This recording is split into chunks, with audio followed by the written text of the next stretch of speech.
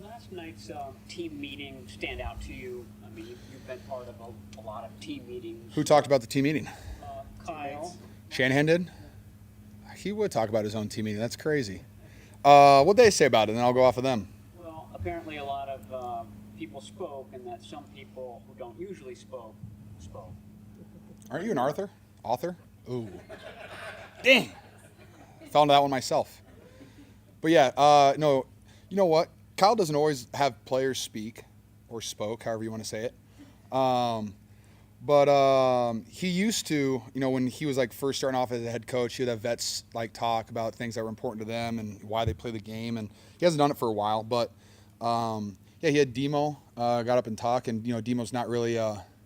While he looks loud while he's on the football field, he's much like lead by example, lead without the way that he plays. But when you give guys like that an opportunity to speak in front of the team, it means a lot to everybody watching, to everybody listening, to everybody in that room. And we all respect and love Demo, not just how he plays, but he's a great teammate. He shows up every day. He works his tail off, and he plays the game the right way. And for him to speak, and then also for Brock to get in front of a team, which he doesn't always do, but just for him to talk, and it doesn't really matter what they say. There's no like magical rah-rah speech or anything like that. It's just the fact that it means enough to them that, when Kyle asks them to speak, that they say, yes, I would love to speak in front of the team. And so I think just that in itself definitely motivates the boys. Coach Kittle's my father. What's up? Well, maybe you can follow in his footsteps, but I have a question. When it comes to complementary football, you've been one of the main guys kind of talking about the need to play that way. Yes. And today you guys played that way. I asked Shanahan about it. He said, he said a lot, but he also said this season's not over. So how does a game like this kind of galvanize you guys to kind of feel that way, knowing you're on a short week headed into the LA Rams? Sorry, I'm sorry. No, it's totally fine. You only missed 2 questions, and then you're walking right in front of her as she's asking a question. Now I'm distracted, Eric. How do you show up on time? It's crazy. No, I feel mildly offended. You know what?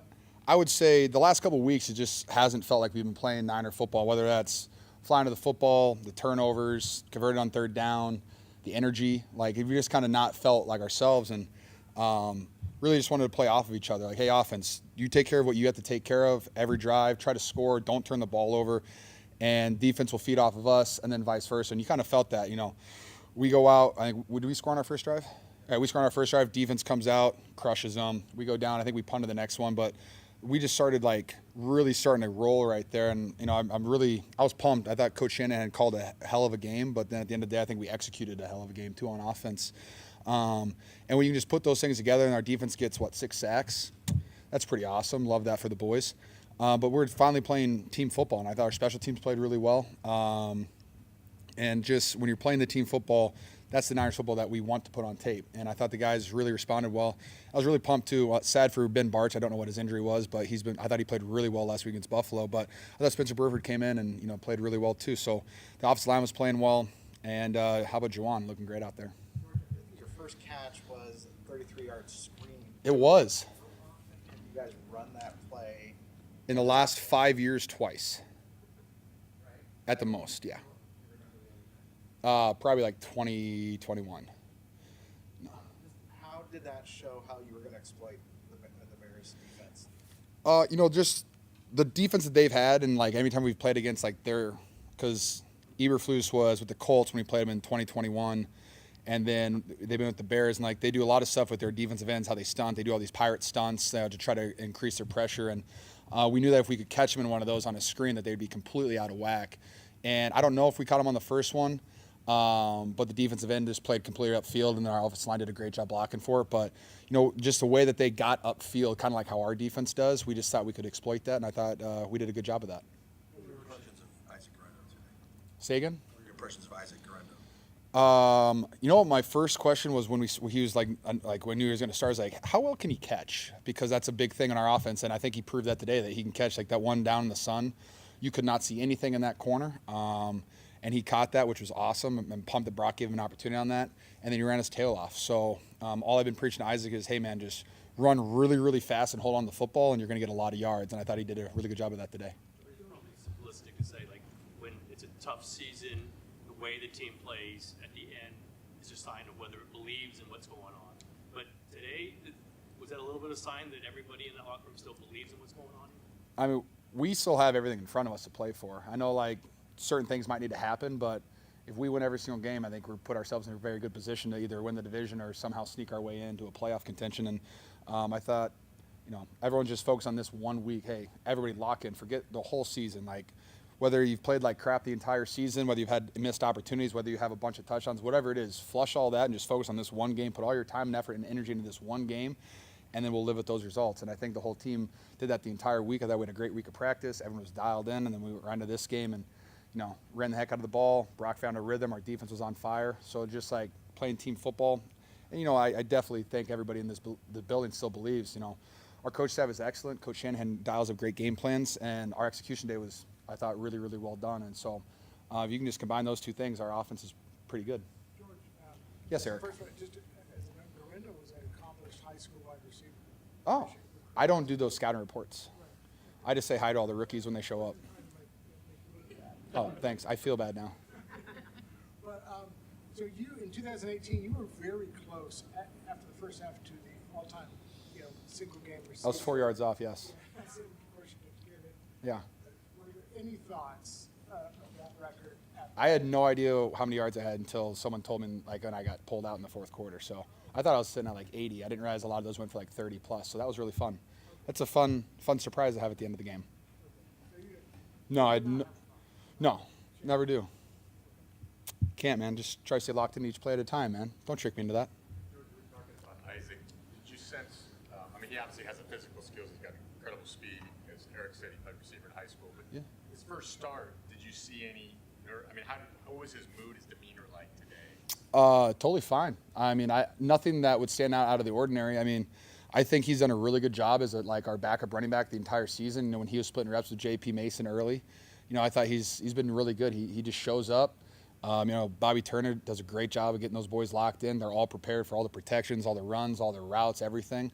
And so when you are that prepared by your coach, you go into every game confident because you're not worried about anything except for, hey, I know what I'm doing on this play, run really fast, get downhill. Is there a unique value in a guy like that size, 220 pounds, I think, still run as fast as he does? That seems like When you run a 0.01 seconds faster than Raheem Mostert, you're doing something right. And then you throw a little build onto that too so you can take some hits.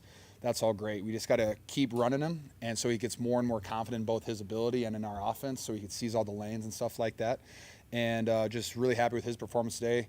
And then when Pat came at the end too, I was so pumped for him too to score a touchdown. George, we don't ever Oh. see you demand the football, but after last week, you did mention that you didn't get to run that many routes, and when you did run the routes, you felt open. Do you feel like Kyle got the message? Last week to our game plan, I thought I was going to have 100 yards and 2 touchdowns, and that's just not the way it happens. And I very much believe in the football gods. If you just go out there and you play your best, no matter what happens, receiving wise, that the ball is going to eventually find your way. And I kind of think that's just what happened today. And I try to be as reliable as I possibly can for Kyle and this organization. And Kyle just called the plays today, and I found myself open on all of them. With Ricky, Relax. Jeez, you're next. with Ricky, he's obviously missed a lot of time, and Yeah. he and Brock were on just different pages on that one misconnection. You're obviously close locker-wise to talk to him. How do you keep his confidence high when he's not getting stats and not as involved as maybe he'd want to be? What's great about Ricky is that he hasn't brought that up once. He shows up every single day to practice and in the building with a huge smile on his face and is very eager to be in the meetings, very eager to get on the practice field and just go run routes. And, which kind of stunk was this practice, I'm pretty sure you guys were there in OTAs and Ricky had 150 yards a day just cooking people. That was his week of practice this week. He had 100 plus yards a day running great routes and stuff like that. So, I think when you're young and this is a very complicated offense with a bunch of alignments, formations, aiming points and stuff like that, it just takes a while to find your groove and you don't want to think too much. And so I think he's just finding his stride in that.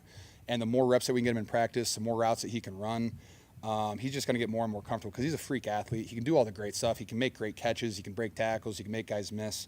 So I think just give him a little bit more time, and I think you're going to see some pretty awesome games from Ricky. Not worried about him at all. George, in the last month, Yes. You've been targeted 18 times. You've caught 16 of the 18.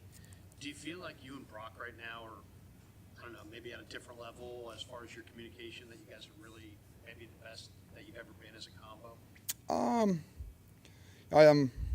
Yes and no. I think Coach Shanahan he's calling plays, and when you call plays and you guess right against certain defenses, that's how you just end up wide open sometimes. But I think Brock does a really good job about, hey, I'm going to throw you the ball whether you're open or not. And I love that from Brock. And he sees the coverage and he knows that, hey, while I might be the third read like on the gameplay, hey, if it's this coverage, I know that he's the first read. Like you saw in the 3rd and 7 where he just kind of hit me right over the middle and I was able to kind of fall forward for like 10 yards. Like that play, he's supposed to go like 1 to 2 to 3 and he went just 1 right to me. And so I think he's just very comfortable in this offense now. And I've been running it for 8 years. And so it's fun to be back there and know that, hey, I know on this coverage, I'm getting the ball no matter what. So when I turn my head, the ball hits me in the chest and I got to go rumble, bumble, and stumble. But yeah, I think we're pretty much in sync right now. It could be an Iowa thing. I don't know. George, when you said, Is this 3 questions? Holy cow. $20 a question. statement about Galindo, a fact, and then question. Remember I charged you $40 to tell me facts the other day? Or is that you, Cam? You owe me 40. You said you expected 100 yards and 2 touchdowns last week. Well, I expect that every week, but last week specifically, yes, I did. Were you expecting that? Were you factoring in a blizzard? Like, did you expect to have? I was waiting to have the best backyard game of my life last week. I couldn't wait. Just doesn't happen sometimes. It is what it is. Okay, so 4 questions? a fourth question. Oh, a 4th question. Only if you say please. So, please. Yes, ma'am. When it comes to this team, obviously you guys have always talked about playing for each other. Yep. But you guys have experienced tragedy Yeah. this season. And then to also see Christian McCaffrey post on social media and say, this is just not my year, knowing how hard he's taking that because of how much he loves football.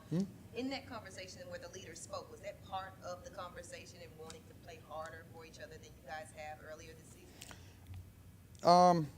I think the message was we need to play with more of a sense of urgency and play desperate because you just haven't really sensed that. And I've been on teams where it felt like, was it 2 years ago we were on whatever, like 8-9 game win streak, whatever that was. And it literally felt like every play people were just scratching, clawing, and fighting for everything. And I'm not going to call anybody out. Like we've all done, like not taking a play off, but just not fought our hardest on every given play. And that was kind of the message, like, guys, just put it all out there. Because we have the players, we have the playmakers, we have the play call, and we have everything to win games. But, we have to do it out of desperation. And when you're playing desperate and you're playing like, hey, if we don't win this game, our season potentially is over, that desperation fuels guys in different ways. And it's just how you take that and how you channel that energy. And I thought our guys did a great job of that today. Thanks, George. Thank you, guys.